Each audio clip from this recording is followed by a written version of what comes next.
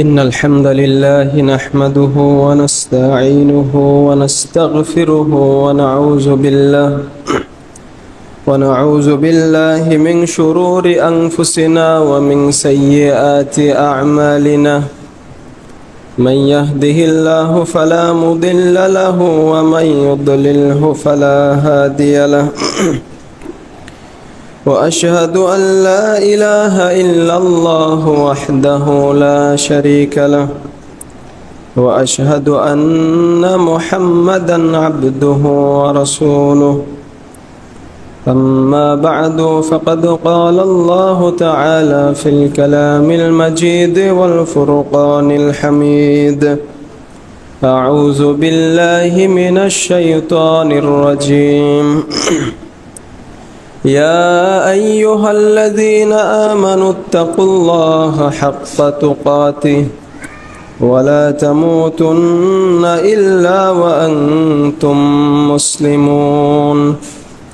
يا أيها الناس اتقوا ربكم الذي خلقكم من نفس واحدة وخلق منها زوجها وبث منهما رجالا كثيرا ونساء، واتقوا الله الذي تساءلون به والأرحام، إن الله كان عليكم رقيبا. يا أيها الذين آمنوا اتقوا الله وقولوا قولا سديدا يصلح لكم أعمالكم ويغفر لكم ذنوبكم، ومن يطع الله ورسوله فقد فاز فوزا عظيما. أما بعد فإن أصدق الحديث كتاب الله، وخير الهدي هدي محمد صلى الله عليه وسلم، وشر الأمور محدثاتها، وكل محدثة بدعة، وكل بدعة ضلالة، وكل ضلالة في النار. بسم الله الرحمن الرحيم. أحسب الناس أن يتركوا أن يقولوا آمنا وهم لا يفتنون. ولقد فتنا الذين من قبلهم فليعلمن الله الذين صدقوا وليعلمن الكاذبين। আলহামদুলিল্লাহ, যাবতীয় প্রশংসা একমাত্র আল্লাহ রাব্বুল আলামিনের জন্য, যে মহান রব আমাদেরকে এই জুমার সালাতে উপস্থিত হওয়ার তৌফিক দান করলেন। সে আল্লাহ তাআলা শুকরিয়া আদায় করছি, আলহামদুলিল্লাহ। অতঃপর সালাত এবং সালাম নাজিল হোক সর্বশ্রেষ্ঠ নবী এবং রাসূল মুহাম্মদ সাল্লাল্লাহু আলাইহি ওয়াসাল্লামের উপর। আল্লাহুম্মা সাল্লি ওয়া সাল্লিম আলাইহি। আজকে জুমার খুতবায় যে বিষয়টা নিয়ে আলোচনা করব ইনশাআল্লাহ, সেটা হচ্ছে ফিতনা থেকে বাঁচার উপায়। ফিতনার ক্ষেত্রে একজন মুসলিমের অবস্থান, বিষয়টা এই যুগে অত্যন্ত গুরুত্বপূর্ণ। কারণ একজন মুসলিমের দিন রক্ষা করা এরা তার জন্য ফরজ, আবশ্যক। কিভাবে করবে এই ফিতনার যুগে সে সম্পর্কে জানাও তার জন্য অত্যন্ত জরুরি।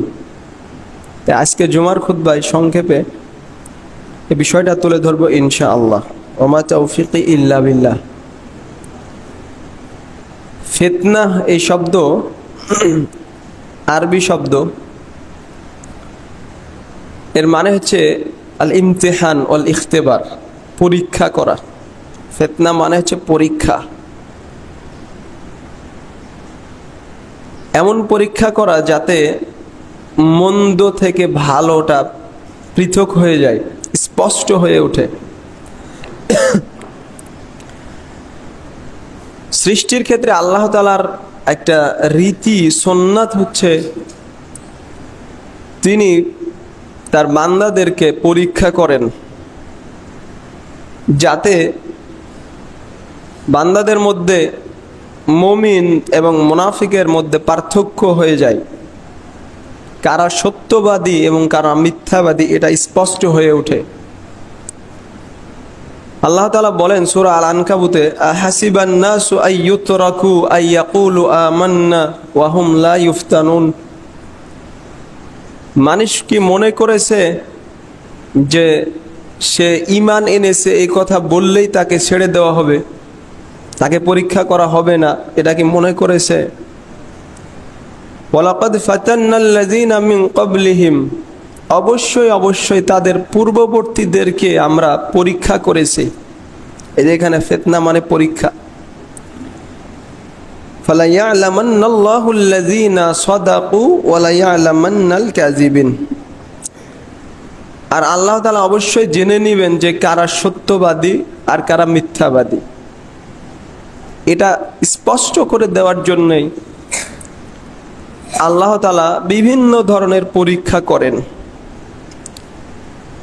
আর যার ঈমান যত বেশি, যার দিনদারিতা যত বেশি, তার এই পৃথিবীতে পরীক্ষাও তত শক্ত কঠিন। যেটা সাদ ইবনে আবি ওয়াক্কাস রাদিয়াল্লাহু তাআলা আনহুর হাদিসে আছে, তিনি বলছেন যে আমি বললাম, হে আল্লাহর রাসূল সাল্লাল্লাহু আলাইহি সাল্লাম, আইয়ুন নাসি আশাদ্দু বালাআন, মানুষদের মধ্যে সবচেয়ে বেশি বালা মুসিবতগ্রস্ত কারা?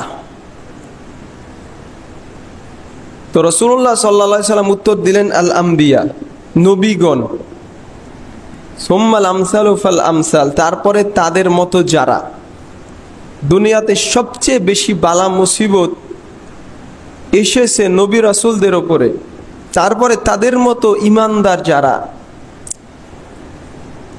রাসূলুল্লাহ সাল্লাল্লাহু আলাইহি সাল্লাম বলছেন, ইউবতালাল আবদু আলা হাসাবি দীনিহি, বান্দাকে পরীক্ষা করা হয় তার দিন অনুযায়ী। ফাইন কানা ফি দীনিহি সুলবান ইশতাদ্দা বালাউ, যদি তার দিনদারিতা শক্ত হয় তাহলে তার পরীক্ষাও কঠিন হয়। ওয়া ইন কানা ফি দীনিহি রিক্কাহ ইবতুলিয়া আলা হাসাবি দীনিহি, আর যদি তার দিনদারিতার মধ্যে নমনীয়তা থাকে, ঘাটতি থাকে, তাহলে তার দিনদারিতা যেমন তেমনই পরীক্ষা হয়ে থাকে। এভাবে পরীক্ষা হতে হতে এমন হয় যে বান্দা এই জমিনে চলাফেরা করে, ওয়ামা আলাইহি মিন খাতিয়া, কিন্তু তার কোনো পাপ থাকে না। সুবহানাল্লাহ। এই পরীক্ষার মাধ্যমে আল্লাহ তাআলা তার পাপ মোচন করেন। আর যার ঈমান যত বেশি তার পরীক্ষা তত কঠিন, কারণ আল্লাহ তাআলা তাকে তত বেশি ভালোবাসেন, তাকে পাপ থেকে তত বেশি মুক্ত রাখতে চান। এই অর্থে বিভিন্ন ধরনের হাদিস আপনারা পাবেন, বেশ কয়েকটা হাদিস আছে এই অর্থেই। যখন ফিতনা আসে তখন মানুষ বিভিন্ন স্তরের হয়ে যায়, সকলে একই স্তরের নয়। কোনো কোনো মানুষ নিজেই নিজেকে ফিতনায় ফেলে, আবার অন্যকেও ফিতনায় ফেলে। যখন ফিতনা আসে তখন সে ধৈর্য ধারণ করতে পারে না, বরং সে ফিতনাতে নিজেকে মিশিয়ে দেয়, দিয়ে তার দিনকে বিক্রি করে দেয়। নবী সাল্লাল্লাহু আলাইহি সাল্লাম বলেছেন যে শেষ জামানাতে বিভিন্ন ধরনের ফিতনা আসবে, সেগুলো কিয়ামতের আলামত হিসেবে তিনি গণ্য করেছেন। আর তিনি জানিয়েছেন সে ফিতনাগুলো অনেক ভয়ঙ্কর, মারাত্মক আকার ধারণ করবে। রাসূলুল্লাহ সাল্লাল্লাহু আলাইহি সাল্লাম বলেছেন যে ইয়াতাকারাবুজ জামান, যুগ ঘন হয়ে যাবে, দ্রুত সময় অতিবাহিত হবে। ওয়া ইউকবাদুল ইলম, জ্ঞান তুলে নেওয়া হবে। মানুষের কাছে জ্ঞান থাকবে না, শরীয়তের জ্ঞান আস্তে আস্তে তুলে নেওয়া হবে। আলেম উঠিয়ে নেওয়ার মাধ্যমে জ্ঞান তুলে নেওয়া হবে। ওয়া তাজহারুল ফিতান, এবং বিভিন্ন ধরনের ফিতনা প্রকাশ পাবে। ওয়ায়ুলকা শুহা, এবং কৃপণতা চাপিয়ে দেওয়া হবে। ওয়ায়াকসুরুল হারজ, এবং হারাজ বেশি হয়ে যাবে। সাহাবীগণ বললেন, হারাজ কি? তিনি বললেন, আল কাতল, অর্থাৎ হত্যা। মুসলিমরা পরস্পরে মাঝে হত্যা করা, এটা অনেক বেড়ে যাবে। মুসলিমদের মাঝে লড়াই চলবে, যেটা দেখতেই পাচ্ছেন এখন। ফিতনা এত বেশি হবে যে মানুষ সৎ আমল করতে পারবে না, সে সুযোগ পাবে না। নাসাল্লাল্লাহু আল-আফিয়া। এই জন্য রাসূলুল্লাহ সাল্লাল্লাহু আলাইহি সাল্লাম উৎসাহিত করেছেন, এই ধরনের ভয়ঙ্কর ফিতনা আসার আগে দ্রুত সৎ আমল করো। তিনি বলেছেন, বাদিরু বিল আমালি ফিতানান কাকিতাইল লাইলিল মুজলিম,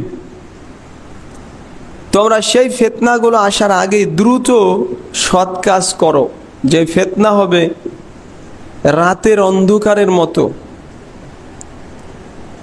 রাতের অন্ধকারে যেমন কোনো কিছু চেনা যায় না, ঠিক এমন ফিতনা হবে যে মানুষ বাতিল থেকে হককে পার্থক্য করতে পারবে না, বরং হককে বাতিল মনে করবে, বাতিলকে হক মনে করবে। নাসাল্লাল্লাহু আল-আফিয়া। ভয়ঙ্কর মারাত্মক ফিতনা, রাতের অন্ধকারের মতো ফিতনা দেখা দেবে। ইউসবিহুর রাজুলু ফিহি মুমিনান ওয়া ইউমসি কাফিরা, যেই সময় মানুষ সকালে মুমিন থাকবে, সন্ধ্যায় কাফের হয়ে যাবে। ওয়া ইউমসি মুমিনান ওয়া ইউসবিহু কাফিরান, আর সন্ধ্যায় মুমিন থাকবে কোনো কোনো মানুষ, সকালে কাফের হয়ে যাবে। একই দিনে সে তার দিন পরিবর্তন করবে।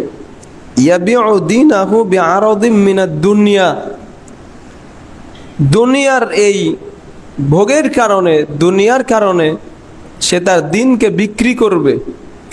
নাসাল্লাল্লাহু আল-আফিয়া। এই দুনিয়ার মুখী হওয়ার কারণে, দুনিয়া নিয়ে ব্যস্ত হয়ে দুনিয়ার কারণে দিনকে মানুষ বিক্রি করে দিবে। এইভাবে মানুষ সকালে মুমিন, সন্ধ্যায় কাফের হয়ে যাবে, একই দিনে তার দিনকে পরিবর্তন করে ফেলবে। এ ধরনের মারাত্মক ফিতনা। ফিতনার ভয়াবহতা উল্লেখ করতে করতে তিনি এইভাবে বলেছেন যে, ওয়াল্লাযী নাফসি বিয়াদিহি লা তাযহাবুদ দুনিয়া হাত্তা ইয়ামুররা আর-রাজুল আলাল কবর ফায়াতামাররাগু আলাইহি ওয়া ইয়াকুলু ইয়া লাইতানি কুনতু মাকানা সাহিবি হাযাল কবর। সাল্লাল্লাহু আলাইহি। ওই সত্তার কসম যার হাতে আমার প্রাণ, ততদিন দুনিয়া ধ্বংস হবে না যতদিন না কোনো ব্যক্তি কোনো কবরের পাশ দিয়ে অতিবাহিত হওয়ার সময় সেখানে গড়াগড়ি করবে, আর সে বলবে, ইয়া লাইতানি কুনতু মাকানা সাহিবি হাযাল কবর, হায় দুর্ভোগ আমার, আমি যদি কবরবাসী হতাম, দুনিয়ায় বেঁচে না থাকতাম।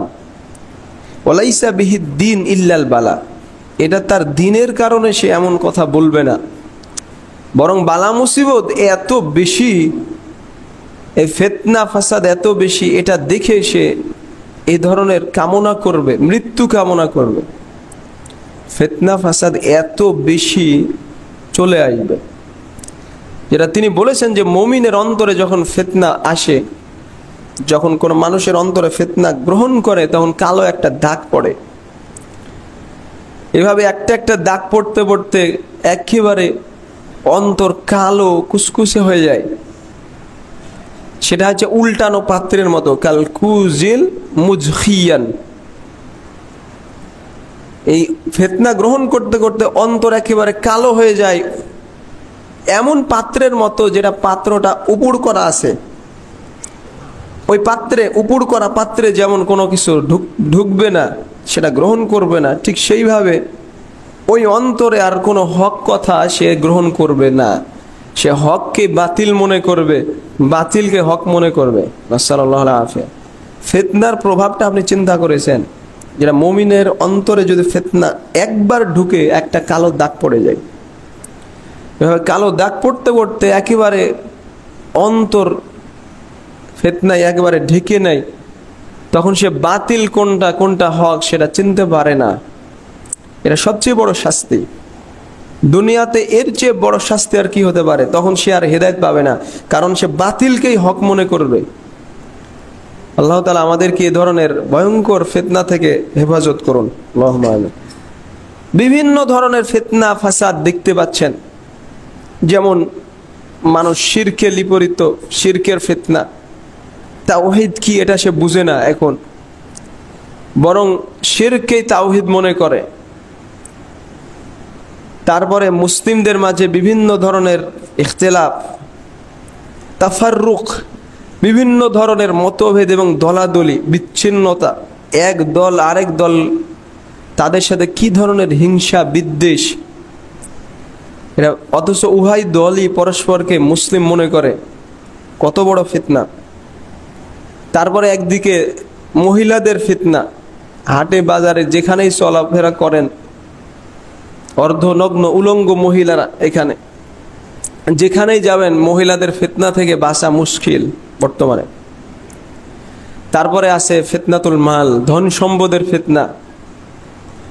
মানুষ ধন সম্পদের ফিতনায় এতই লিপ্ত যে কোনটা হালাল কোনটা হারাম সে বিবেচনা করছে না, কোনটা সুদ আর কোনটা এমনি হালাল ব্যবসা সেটা সে বিবেচনা করছে না। কত বড় ফিতনা! তারপরে মুসলিমদের মাঝে পরস্পরের লড়াই, দ্বন্দ্ব, এছাড়া বহু ফিতনা আজকে মুসলিম সমাজকে জর্জরিত হয়ে আছে। যেই দিকে তাকান শুধু ফিতনা আর ফিতনা।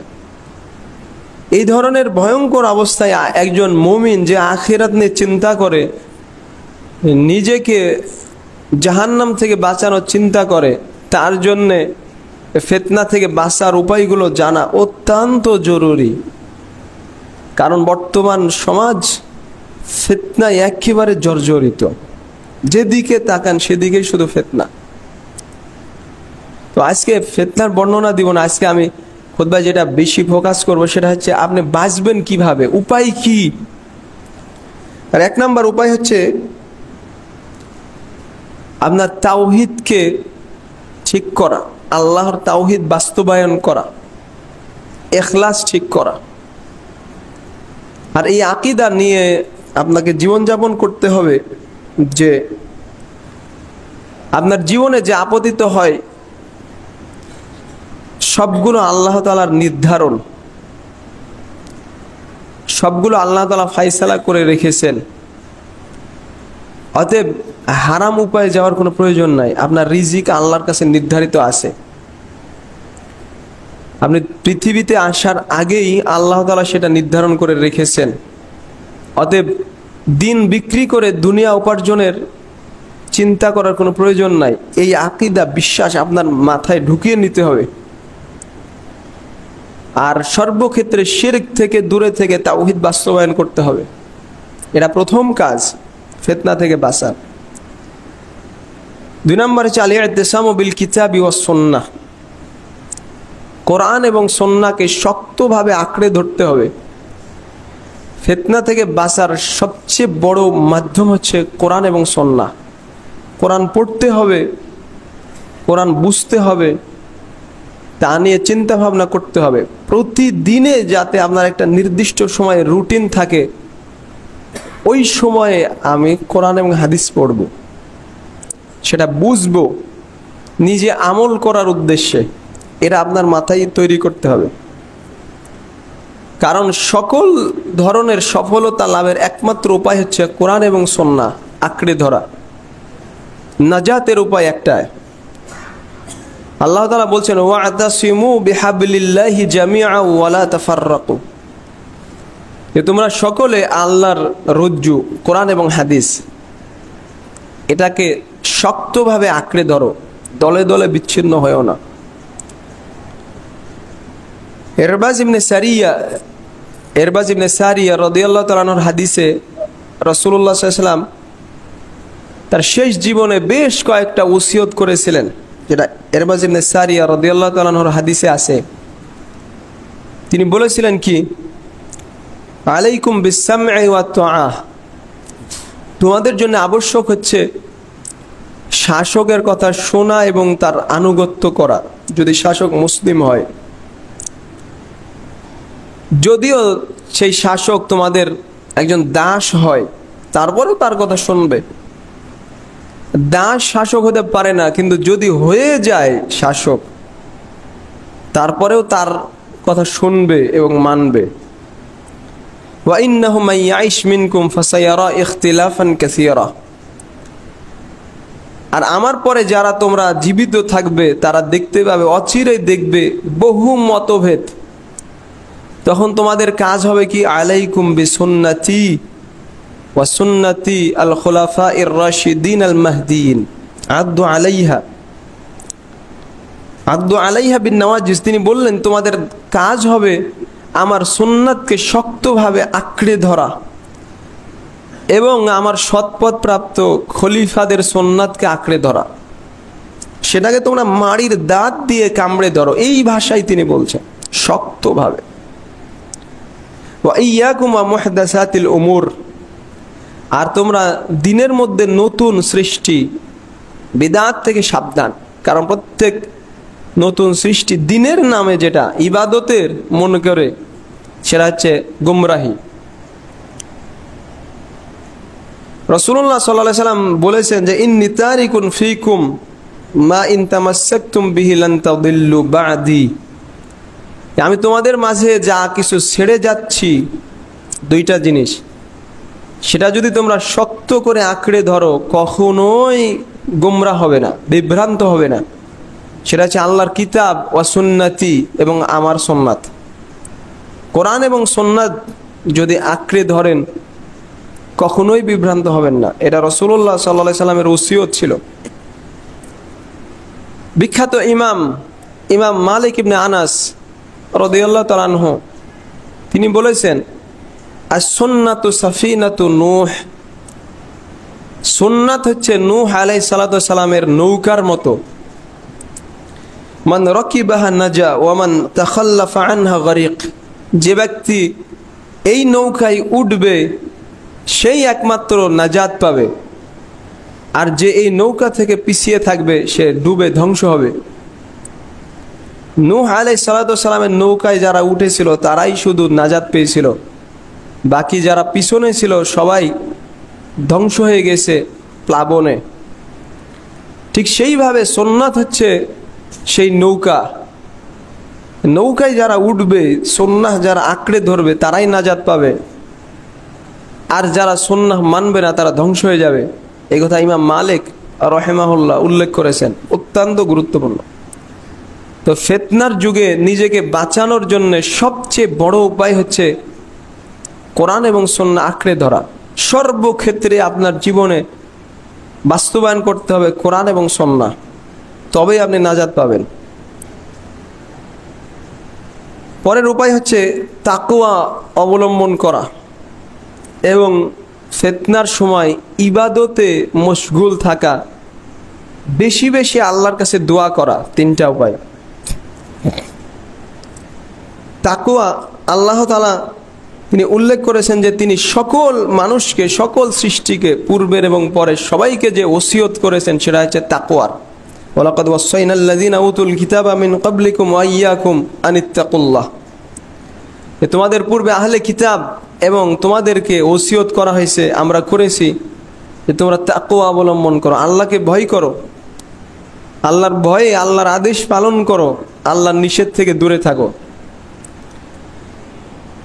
রাসূলুল্লাহ সাল্লাল্লাহু আলাইহি সাল্লাম যখন কোনো বাহিনীকে প্রেরণ করতেন কোথাও, তখন তাদেরকে এবং বিশেষ করে আমিরকে তাকওয়া অবলম্বনের নির্দেশ দিতেন, ওসিয়ত করতেন, যাতে সে আল্লাহকে ভয় করে। আর এই ফিতনার সময় ইবাদতে মশগুল থাকতে হবে, এটা অন্যতম একটা উপায়।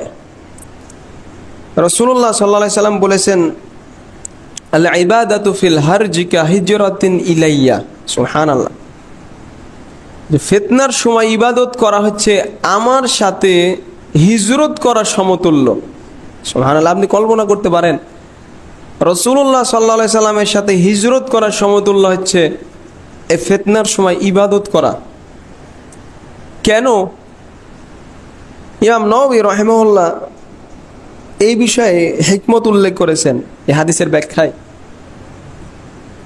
তিনি বলেছেন যে ফিতনার সময় মানুষজন ফিতনায় একেবারে ডুবে থাকবে, মানুষ ইবাদত করবে না, ইবাদত থেকে অমনোযোগী হয়ে থাকবে, ইবাদত করার লোকের সংখ্যা অতি সামান্য হয়ে দাঁড়াবে। যেহেতু মানুষ ইবাদত ছেড়ে দুনিয়ার ফিতনায় ডুবে থাকবে, ইবাদতে মনোযোগী হবে না, এই জন্যেই ফিতনার সময় ইবাদত করা এত বেশি মর্যাদাপূর্ণ, এত বেশি গুরুত্বপূর্ণ। তারপর ইবাদতের মধ্যে ফিতনার সময় অত্যন্ত গুরুত্বপূর্ণ একটা ইবাদত হচ্ছে সালাত নিয়ে ব্যস্ত থাকা। রাসূলুল্লাহ সাল্লাল্লাহু আলাইহি সাল্লাম একদিন রাতে তিনি অত্যন্ত ভীত অবস্থায় তিনি জাগ্রত হলেন। জাগ্রত হয়ে বলছেন যে সুবহানাল্লাহ, মাযা আনজালাল্লাহু মিনাল খাযাইন ওয়া মাযা আনজালা মিনাল ফিতান। সুবহানাল্লাহ, আজকে এই রাতে কতই না ধন ভান্ডার আল্লাহ নাজিল করেছেন, কতই না ফিতনা নাজিল করেছেন। মাই ইউকিযু সাওয়াহিবা আল হুজুরাত ইউরিদু আজওয়াজাহু। রাসূলুল্লাহ সাল্লাল্লাহু আলাইহি ওয়াসাল্লাম বলছেন যে কে এই ঘরের মানুষদেরকে জাগিয়ে দিবে, উদ্দেশ্য তার স্ত্রীদেরকে, কাইয়ুসাল্লিন, যাতে তারা সালাত আদায় করে। কথাটা চিন্তা করেন, উনি বলছেন যে আজকে কত ফিতনা নাজিল করা হলো, কে আছে যে আমার এই স্ত্রীদেরকে জাগিয়ে দিবে যাতে তারা সালাত আদায় করে। রব্বা কাসিয়াতিন ফিদ দুনিয়া আরিয়াতিন ফিল আখিরাহ। কারণ দুনিয়াতে অনেক মানুষ পোশাক পরিধান করে আছে যারা আখিরাতে উলঙ্গ নগ্ন হবে, যাদের আমল শূন্য হবে, যাদের আমল থাকবে না। সালাত আদায়ের কথা রাসূলুল্লাহ সাল্লাল্লাহু আলাইহি ওয়াসাল্লাম এখানে উল্লেখ করলেন। ফিতনার যুগে সালাত নিয়ে ব্যস্ত থাকা, বেশি বেশি আল্লাহর কাছে দোয়া করা ফিতনা থেকে বাঁচার জন্যে, তাহাজ্জুদে উঠে আল্লাহকে ডাকা, এটা অন্যতম একটা উপায় ফিতনা থেকে বাঁচার। পরের উপায় হচ্ছে যখন ফিতনা চলে আসবে তখন তাতে ধৈর্য ধারণ করা, দ্বীনের ওপরে অটল থাকা, এতে জিহাদ করা, প্রচেষ্টা করা, এটা অন্যতম একটা উপায়। রাসূলুল্লাহ সাল্লাল্লাহু আলাইহি ওয়াসাল্লাম মুমিনদের সম্পর্কে বলেছেন, আজাবাল লিআমরিল মুমিন ইন্না আমরাহু কুল্লাহু খায়র ওয়া লাইসা যালিকা লিআহাদিন ইল্লা লিল মুমিন। মুমিনদের সব বিষয়গুলো আশ্চর্যকর, মুমিনের প্রত্যেকটা বিষয় হচ্ছে কল্যাণকর, আর এটা মুমিন ছাড়া অন্য কারোর জন্য হয় না। ইন আসাবাতহু সাররা শাকার ফাকানা খায়রাল্লাহ। যদি মুমিনের জীবনে কোনো কল্যাণকর বিষয় আসে, সুখের কোনো বিষয় আসে, তখন সে শুকরিয়া আদায় করে, এটাও তার জন্য কল্যাণকর।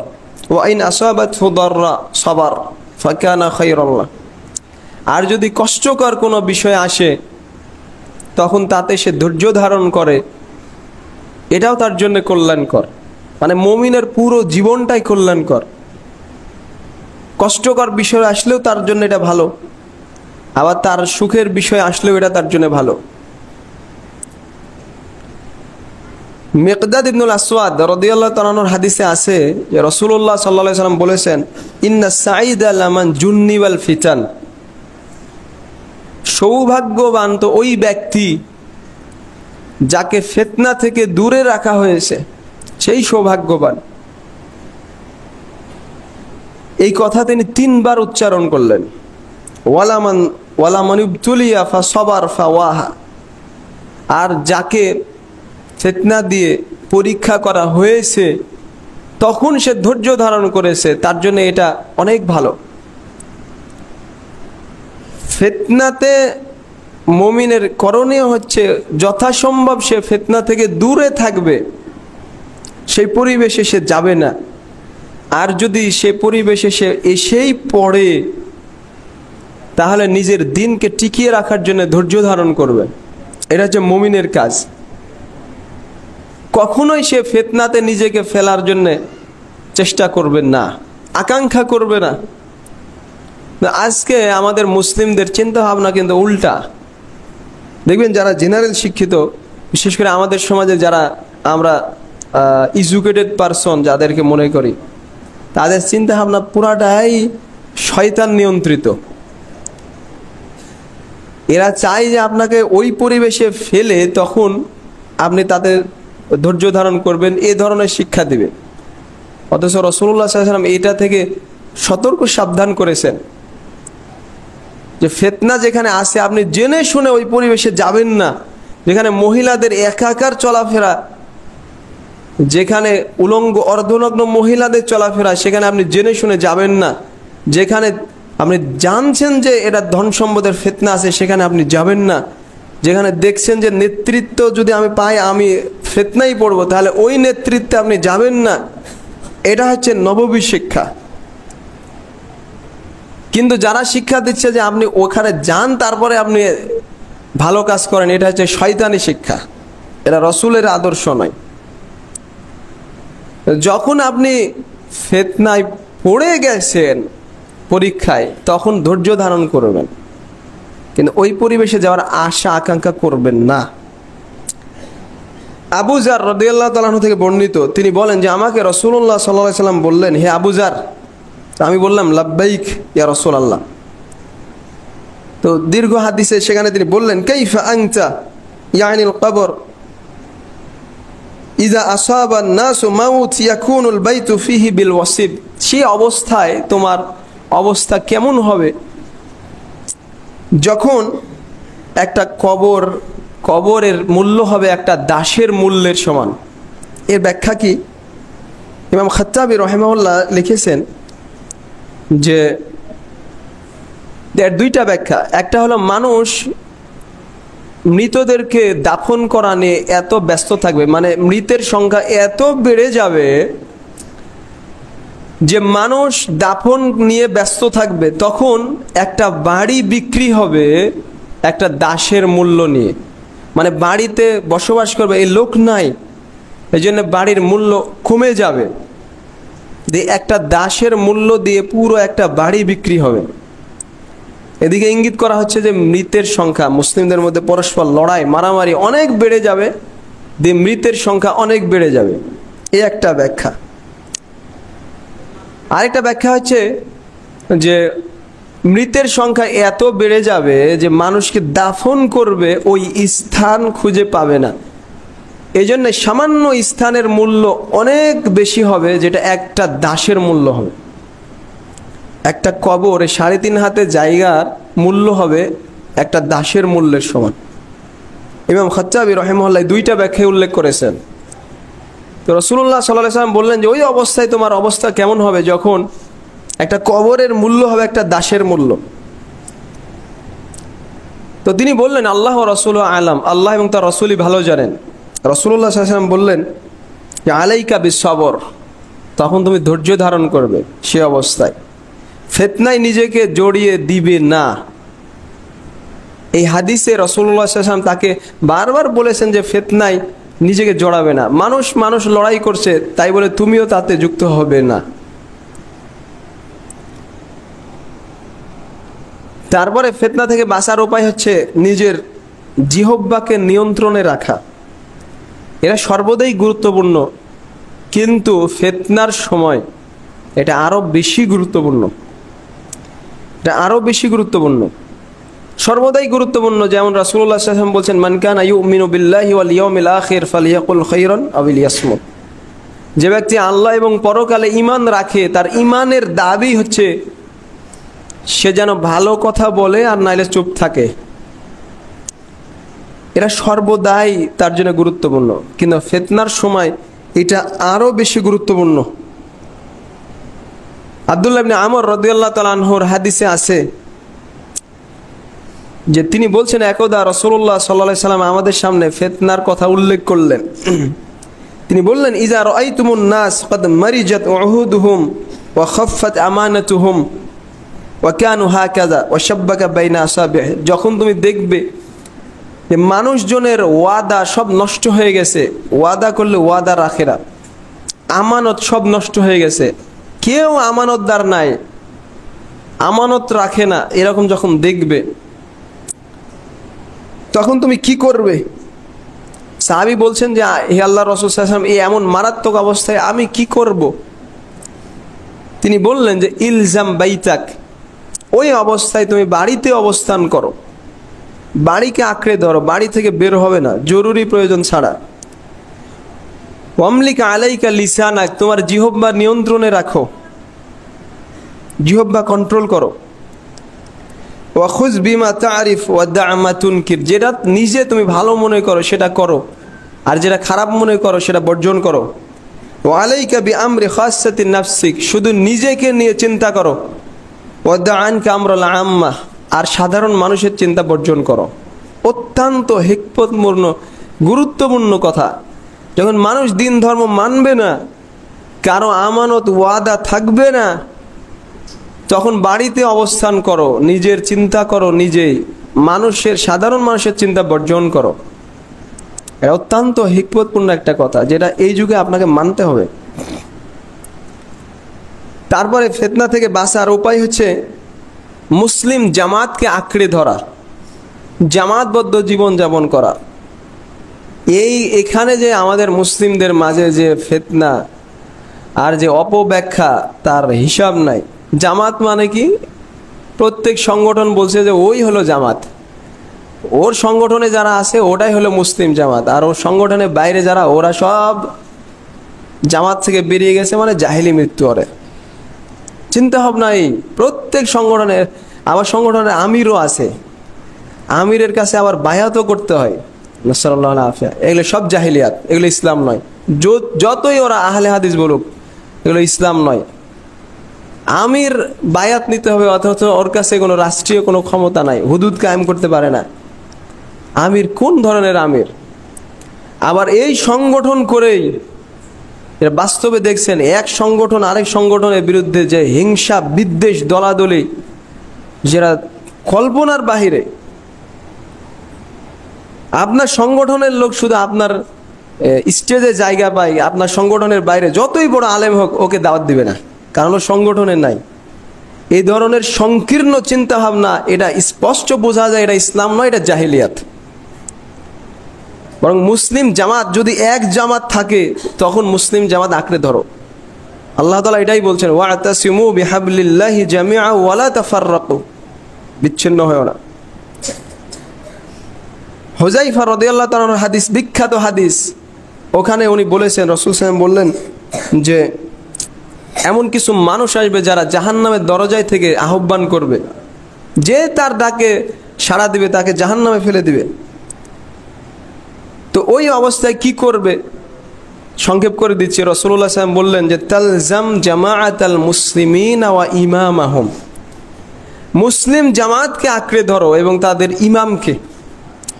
সাহাবী বলছেন ফাইল্লাম ইয়াকুল্লাহুম জামাআহ ওয়ালা ইমাম, ওই সময় যদি কোনো জামাত না থাকে এবং ইমাম না থাকে, তখন তিনি বললেন ফাতাজিল তিলকাল ফিরাকা কুল্লাহা, তখন প্রত্যেক ফিরকাকে তুমি বর্জন করো।